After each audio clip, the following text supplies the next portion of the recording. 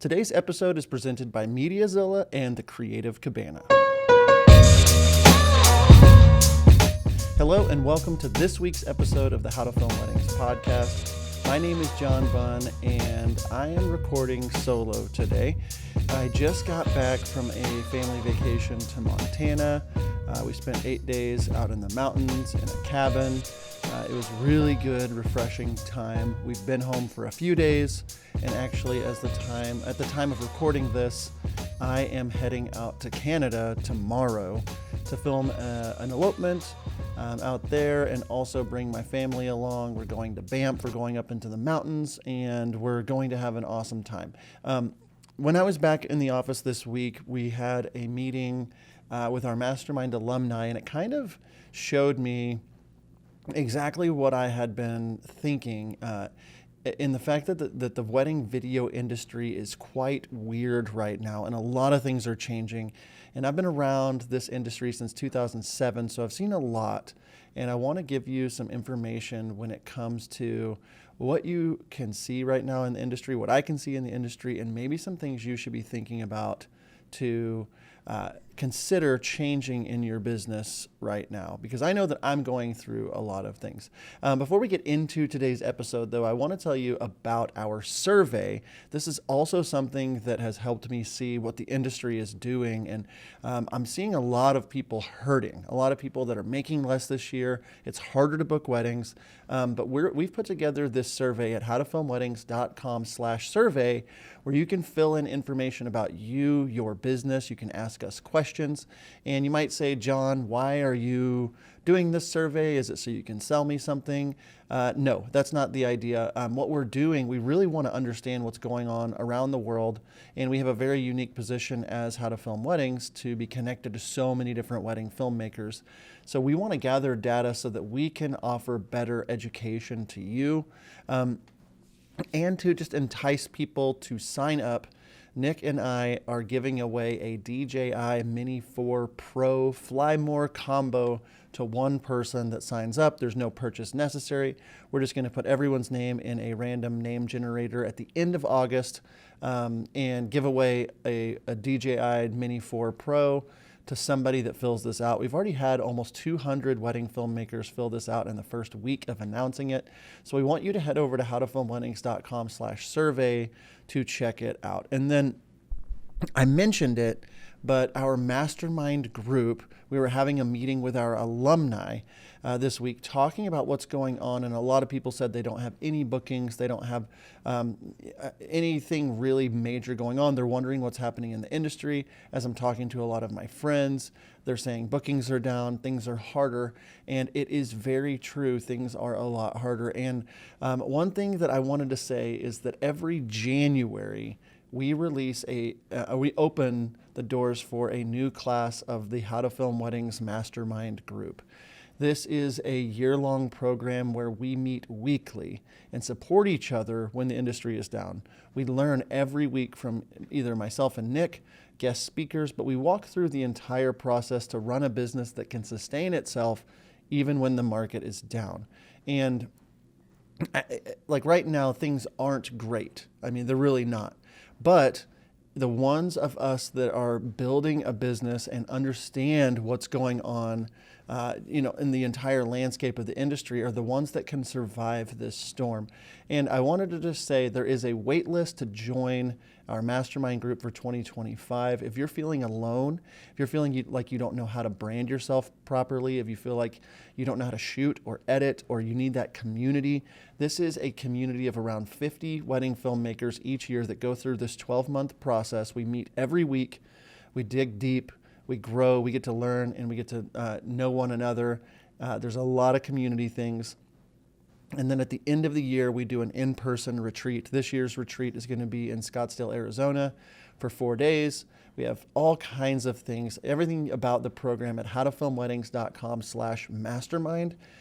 Grab yourself a spot on the wait list. That does not mean you're signing up, but I want to say that I think it's more important than ever to be around a community of wedding filmmakers that can help each other whenever things are getting a lot tighter. And so I wanted to record this episode solo because I, as John Bunn Films, have been going through a lot personally, and things have been harder than normal to book. And I asked Nick if I could record this solo just to talk about how the fact that the wedding video industry is kind of weird right now. It feels like a bubble has popped, and it reminds me of 2008. And I started my wedding video business in 2007. And right after I started is when, in the United States specifically, the real estate bubble burst. People were still trying to sell houses. The market wasn't gone, and it feels like this bubble has burst, and people are still trying to sell weddings, but they're trying to sell them in the same way that they've always tried to sell them. They think that if they just do what they did in 2015, that they're going to have the same result in 2024 or the same result in 2019 as we are in 2024. And I'm here to tell you that I think everything has shifted and everything has changed. There's a couple of people, a couple of markets in the wedding video industry that are going to be a little bit immune to what's going on right now. And maybe you have a full schedule, and you might be a little bit of a unicorn, or your market might be a little bit of a unicorn. But the markets, the kinds of wedding filmmakers that might be a little immune to this bubble that's kind of burst are people that are just getting going, that are servicing a low price point, or people that have been going for a really long time and or have really great contacts in a higher end market. When markets burst, when things go down, when numbers go down, usually the middle is the ones that have the hardest time. And if you think about it in the wedding video industry, a lot of us are in like this middle part of the market. We might be the middle top of our market, but we're not servicing this ultra luxury market yet. We might be trying to get there, or trying to get prices up, but we have seen a lot of things change. And I wanted to say, in the years 2005 to 2008, the market was great for wedding filmmakers. It was easy to book weddings. Money was good in the States. People were spending money left and right. It was really easy. The economy was going great. And then everything changed. And that reminds me of basically from when we started our podcast in 2018 all the way up until 2020, even a little before 2018, maybe like 2015 or so to 2020, it was much easier to book wedding films as a whole. In the States specifically, but around the world. And that allows a lot of people that aren't great at business, that might be one of you out there listening, that allows people to get in and start making money and start doing well without having any real adversity into growing their business. And I think a lot of people, now that we're feeling this bubble burst, feeling the industry change and feeling the tighter economy, are thinking, well, something's wrong with couples, or something's wrong, and I'm going to keep doing what I'm doing the same. And what I think is going to happen is a lot of people are going to have a really hard time getting their bookings because they're relying on what worked in 2021, 2, or even 2023. And if you're not paying attention to that, you might be losing out with your brand. So with all that, I'm not trying to be doom and gloom or trying to make you feel like the market is completely doomed. What I'm trying to get you to see is that things have changed. In 2008, when the real estate bubble popped, people were still buying houses and real estate agents were still selling houses. But the ones that got in and it was really easy for them to sell and didn't have any real skills built up weren't able to weather the storm between 2008 and 2010 while the market corrected itself and things changed. A couple of things to note about this is the real estate market changed forever in 2008, but people kept buying houses. It was harder to buy houses. There were less people buying houses, and so the people that were the best and had the best network and had the best work ethic and had a lot of things working for them were able to weather the storm. But the other side of that is there were a lot of people that went out of business and lost a lot of money. And if they were just sitting there saying, well, I'll wait till things get back to normal, they never would have survived the storm of the real estate market bursting. And what I am encouraging you is, I'm not saying this is as bad as the 2008 market bubble, but if you're sitting here thinking, I'm going to keep doing what I was doing in 2020 and things will get back to normal, I don't think that's what's going to happen. What I think is going to happen is that the market is going to change forever. Things are changing forever. People are different since 2020, since the pandemic, and people bought houses differently after 2008. You had to get better at selling houses. Loans were harder to get. Like, it was just a harder market. And those people that were able to do that work and figure out how to navigate it are the ones that thrived. And that's kind of where I think we are here in 2024 in August, is the wedding video industry specifically is getting really hard. And it's a lot harder than it was in 2023, 2022, or even 2021. And so the people that can run a business during this time, and they can shift and work with the market, are going to be successful. And if you're not even paying attention to what's happening in the world, and what's happening in your market and what's happening with the responses from couples and things like that, you might just miss out on where your business needs to go. So I think this episode is really important. And so what I want to kind of hit on and make sure that you're thinking about is that things are different now in 2024 than they were in 2022 or 2023.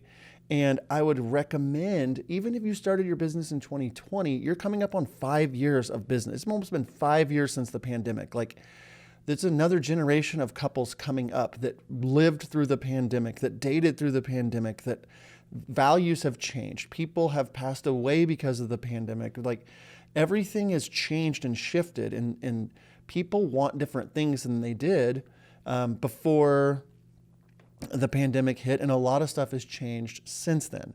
And so I would recommend you to not be the old dinosaur that I remember seeing in 2008, 9, and 10 when people weren't booking weddings as much, just saying, well, they're the problem. They didn't adapt. And I had just started my business, and I realized I needed better prices. I needed to offer more. I needed to do different things than everybody else to stand out. And so I would encourage you to not be the dinosaur that says, well, what worked in 2020 is going to work in 2024. Before we move on in this episode, I just want to take a break and give a shout out to my friends over at the Creative Cabana. They do branding, they do websites, they do copywriting, all the things to help you take your brand to the next level. Maybe with this episode, you're thinking that's something that I need to change. And I would agree. You have to have a really strong brand. Our friend Austin and his entire team are ready to go to help you build your new website, do a new branding package, help you get your strategy put together for copywriting and so many different things. They've got website templates, but they're wedding filmmakers first that are helping other wedding filmmakers in an area that a lot of us are terrible at. And so if you head over to howtofilmweddings.com/creative, it will auto direct you to their site at the Creative Cabana, and it will be a great way for you to kind of get that ball rolling. If you're wanting kind of a refresh and update, they're a great resource to talk to and might just be the right fit for you. So as we move on in this episode, I want to take a look at what has happened since the pandemic. I want to look at what has changed, because things slowly change, and then you look back and you're like, wait, everything is different. What happened? So we have to start with the first thing, which is the actual pandemic itself, the C word, the thing that made everybody get shut down. That happened. That was in an American election year, a very controversial election year. But what happened is when everything shut down, everybody that was already booked in 2020 had to stop and pause their wedding, and they started to realize, oh my goodness, I might not get a wedding. I have to secure a new date. And it was just kind of crazy pandemonium from 2020 to 2021 at least. We were getting checks in America to stay home. We were getting paid to stay home. Meanwhile, people that were getting engaged and wanting 2022 weddings were going crazy thinking, I've got to book a wedding date now because all the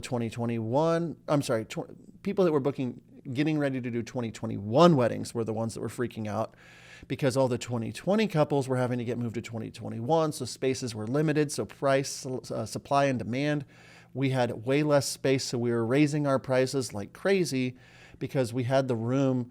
We had to like pay our bills. And so in 2020, things kind of shut down. 2021 was like double time. And then in 2022 was also a lot of people that were like, well, I'm not going to get married in 2021. I'm going to do a wedding in 2022. And like, if you think about that and all that happening, it kind of makes sense to why we had a kind of a bubble. We had this really big influx in people, like 2020 weddings moved to 2021. Some of 21 weddings moved to 2022, but a lot of them stayed in 2021. So it made prices go up, and there were so many weddings, and there were so many reports about the most weddings in one year. That all happened. 2022 gets here, it's still full. 2023 gets here, and it starts to slow down. And there was a handful of reasons for this. But studies are showing that the average dating lifespan is around 1,000 days, 3 years or so, 2 to 3 years. And if you think about it, people that were supposed to be dating in 2020 and part of 2021 were at home. They weren't dating, they weren't out, they weren't meeting, they weren't connecting, they weren't doing all these different things. And people were still meeting. I mean, it's a big world, but the idea here is that less people were getting engaged because there was less interaction. And that has been very true. And amidst all of this, you look at 3 years after 2020 is somewhere between 2023 and 2024. We have less people getting married now than ever. And we walked through this time where people realized what was really important to them. There were smaller, more intimate weddings. People were cutting costs and realized they didn't have to invite everybody.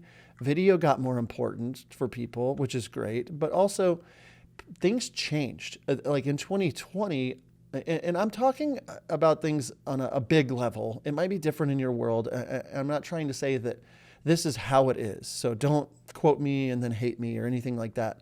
But what I'm seeing is that between 2018 and 2022, a lot more couples wanted hype in their wedding films. They wanted fast cuts. They wanted very cool, cinematic, breathtaking, epic type footage.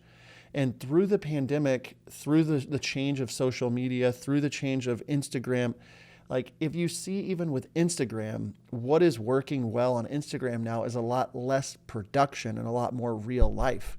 And this generation of people that lived through the pandemic that don't want something big, they saw how intimate things could be.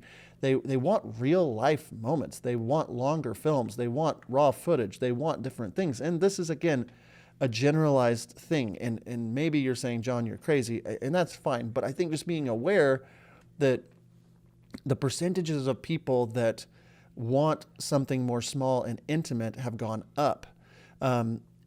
That makes a difference in this whole picture of this market. And it's not just one thing like, oh, well, Tulsa, Oklahoma market is down. There's a lot going on.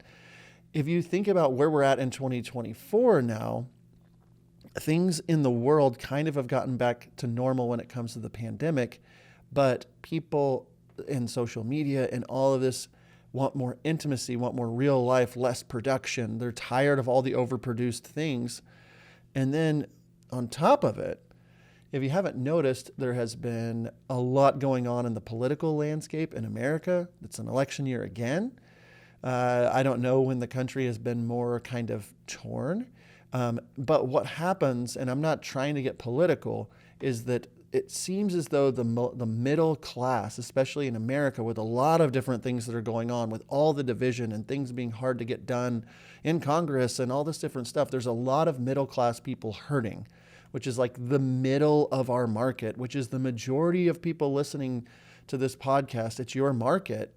Most of them are hurting financially, and they are more aware than ever of their dollars. I don't know if you've heard about inflation and things like that going on. The prices of houses are skyrocketing. There's a lot of things, and you can say it was, the Republicans' fault or the Democrats' fault or whatever. I don't care what you think on that. Like, the truth is numbers are way up when it comes to inflation. Things are more expensive than ever. People are more afraid to spend money than ever. And so all these things play into where we're at in 2024.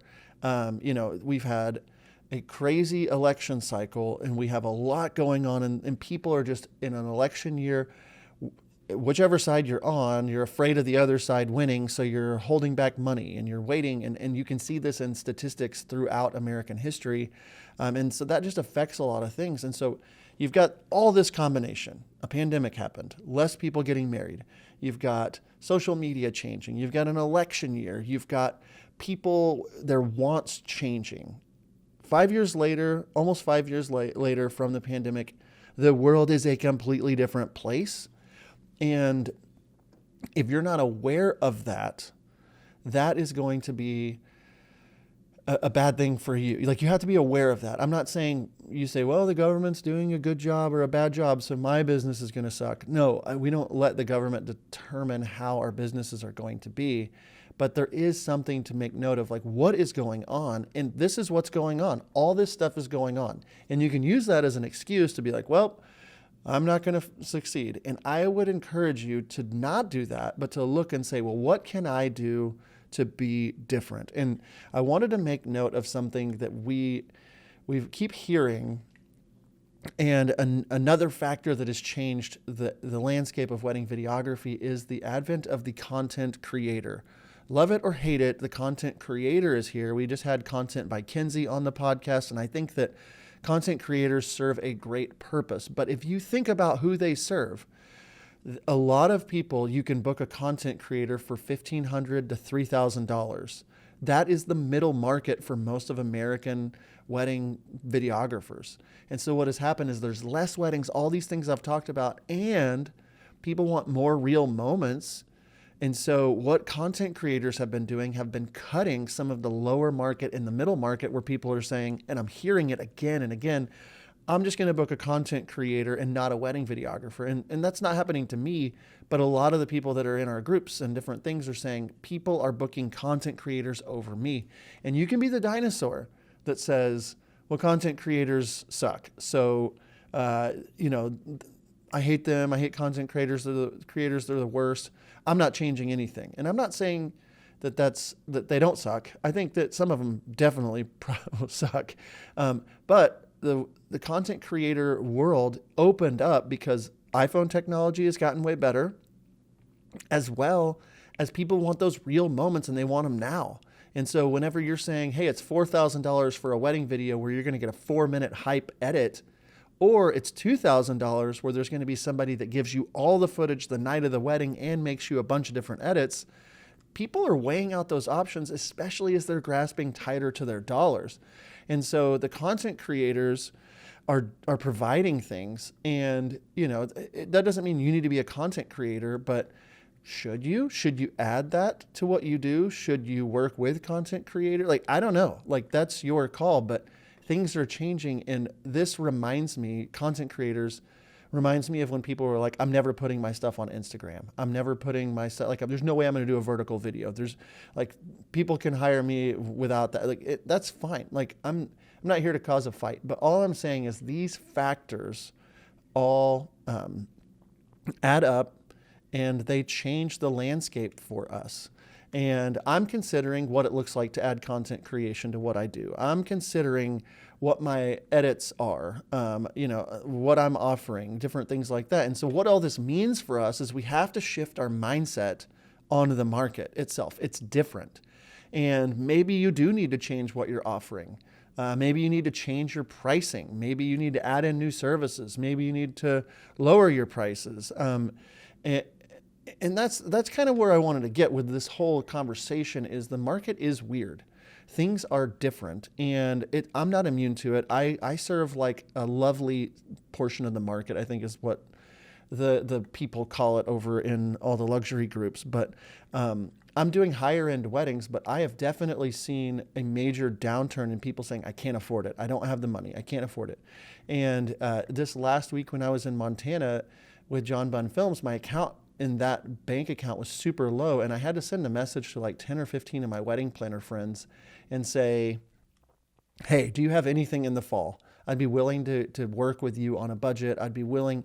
And I booked a wedding this last week for right about half as much as I have been booking weddings. And I wanted to work with this planner. I've worked with her in the past. I sent her a message. She said she's got this wedding in November. They have this budget. And to me, getting a wedding, getting out there, getting the money, I mean, it was still, $7,500+ for this booking.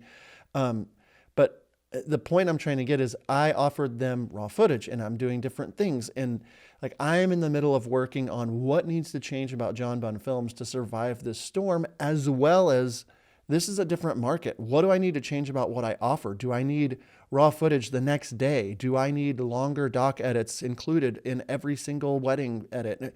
Like we need to be thinking about these things because the industry is weird. And so I want to wrap up this episode and say this is not a doom and gloom episode. This is not here to scare you. But I do think it is well worth the conversation of what are you doing to be ready for 2025 and beyond. And I would highly encourage you, if you're needing that support, you're wanting to grow your business, you're wanting to get better at shooting or editing, to consider joining our wait list for our mastermind group. I know it doesn't open until January. howtofilmweddings.com/mastermind. We'll answer a lot of your questions about that program. I'm not here to try to scare you and then pay us money to be in our group. My goal is to help you realize what's going on and see if you can survive what is going on. And maybe you're sitting here saying, John, my market's great. My 2025 is great. Good for you. I'm not mad at you. I'm happy for you. But things are changing. And if you're not aware of those things, it could come up to bite you in the butt sooner or later. Okay, that's all I have for this week. A little bit different, a little bit deeper when it comes to like the economy, economics, the whole world like view, the whole picture of the landscape of what's going on in the economic times, different stuff like that. So thank you for tuning in here. Thank you for being part of our group. We appreciate you so much. We've got so many new things going on. We've got our survey. Please fill that out if you want to enter to win the DJI Mini 4 Pro. howtofilmweddings.com/survey. We've got our mastermind group that I've mentioned. We've got the creative cabana that I mentioned. So many things to help you in your business.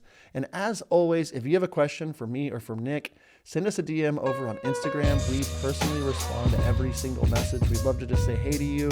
Let us know what you think about this episode. It's always great to hear if this is helpful to you. Or if you disagree with me, that's fine. We don't think we know everything. We're just here to help give you our perspective. So that's the end of today's episode. Thank you so much for tuning in. And until next time,